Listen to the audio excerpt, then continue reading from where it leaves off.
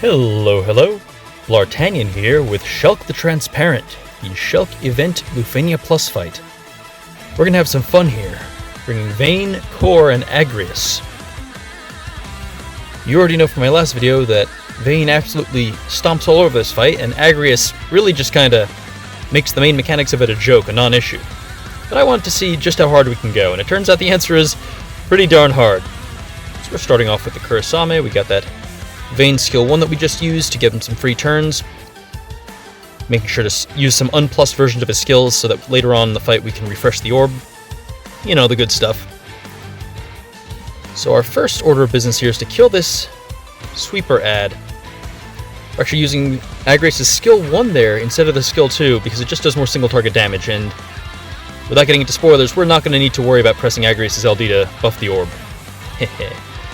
Oh, yeah, before we get into it, be sure to hit that like button, hit the subscribe button if you haven't already.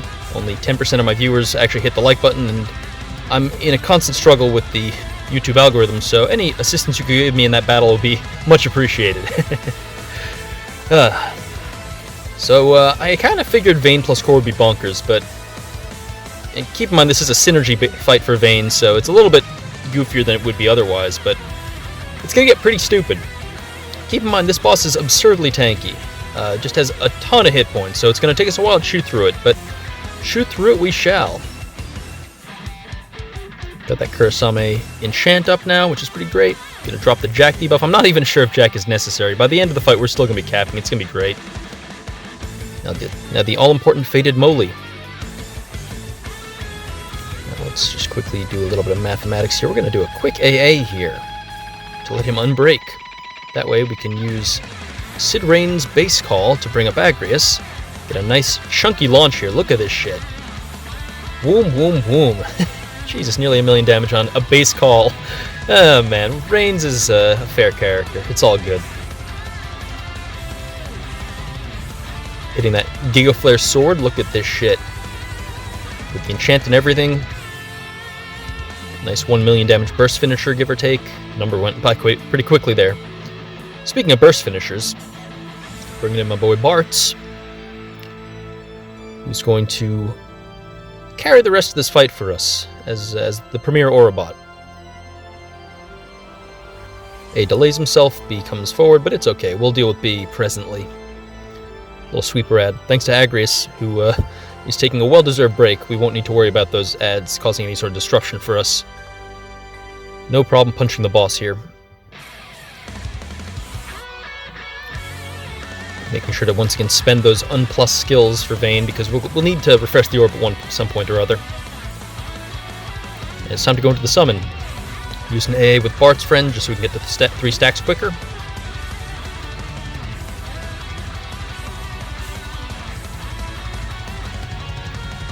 Wasting some summon turns with, well, sort of wasting some free turns with by doing them in the summon, but it's okay. We're just trying to poop out as much damage as we can here. It's kind of gross. Ugh, sorry.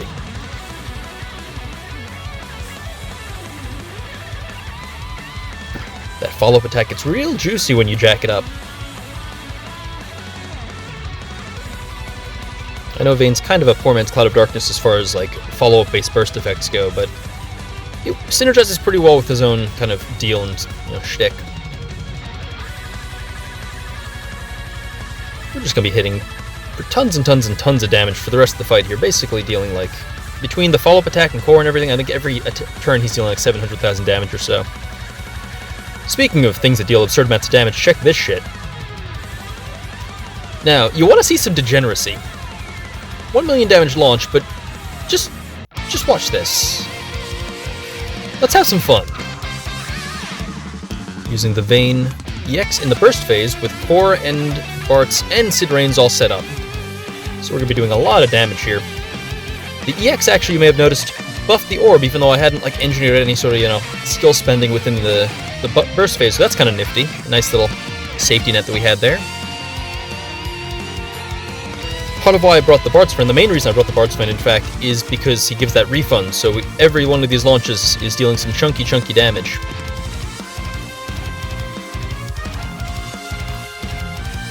I guess if I was going for raw numbers at the end of the phase, I should have used skill 1 instead of... No, skill 2 still gives that follow-up, so never mind. This is the right move. I was worried that the splash damage would have made a more impressive finisher, but we're dealing plenty of damage with what we got going on here. Spam those skill 2s within there. We're going to go ahead and close out with Contempt. Oh wait, no, we already used Contempt, didn't we? Yeah, we did. Okay, good. I keep forgetting that his LD extends his Conqueror's power by 2 turns, which is kind of handy if you have it and are just trying to like manipulate turns or whatever. And now here we go. Big sword. Excuse me. Took a look at that. Over 9.5 million damage. Millions, I say. Ah, man, Vayne sucks. What a bad character. So we're going to go ahead real quick and use the core LD actually back to back here in order to make sure both of these ads die so that now that this guy's below 19%, he brings back one ad and doesn't heal the other. So we're down to just having to deal with one remaining mini sweeper. Just a little trick we use here in the business to get through these guys without having to worry about wasting turns killing them after the big bosses died. As you know, Vayne is mostly a single target damage dealer, so...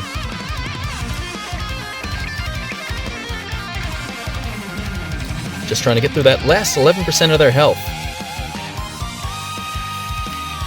Bartz has been riding this gravy train, and here we got one more launch out of this. Isn't that delightful? Check this shit out.